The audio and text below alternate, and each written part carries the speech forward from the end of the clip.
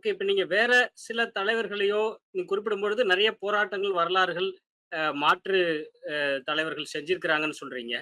என் அது ம். அதே ஜிடி நாயுடுவை காட்டிலும் அந்த போராட்டங்கள் என்னவா இருக்குது? நீங்க சொல்ல முடியும்னா அத சொல்லுங்க.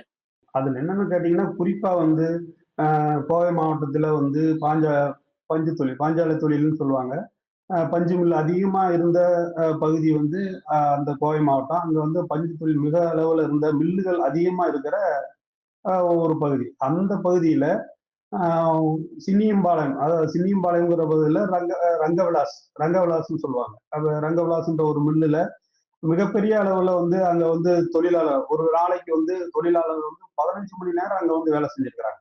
அப்படி வேலை செஞ்சு அதே போல பெண்களுக்கு பாலியல் ரீதியான துன்புறுத்தல் அங்க அங்க வேலை செய்யற மேஸ்திரின்னு சொல்லுவாங்க இல்லையா, அவங்க மாதிரி ஆளுங்க மூலமா பெண்களுக்கு தொழிலாளர்களுக்கு பாலியல் ரீதியான தொந்தரவுகள்லாம் ஏற்பட்டு அவங்கள வந்து துன்புறுத்தி பண்ணி அதுல வந்து 4 பேர் தூக்கு தண்டனை வழங்கி அவங்க 4 பேர் அந்த தொழிலாளர்கள் நலனுக்காக 4 பேர் சிறை சென்றிருக்காங்க. அதுல குறிப்பா சொன்னோம்னா ரங்கண்ணன், ஆஹ் ரங்கண்ணன், நாட்ராயன், இப்படி ஒரு ஒரு 4 பேர் 4 பேர் வந்து சிறைக்காக போயிருக்கிறாங்க. அந்த ரங்கவிலாசம் அவங்க பேரெல்லாம் யாராவது பேரை கூட வைக்கலாம்.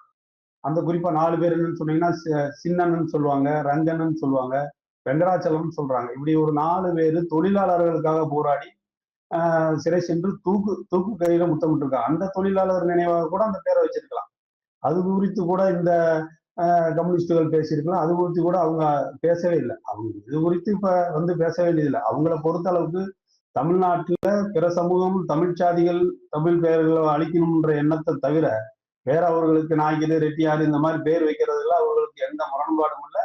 அதை வந்து திராவிடம், அதெல்லாம் உங்களுக்கு குறிப்பா சொல்ல போனா அந்த சாதிகள்லாம் திராவிடத்துக்குள்ள வந்துடும்.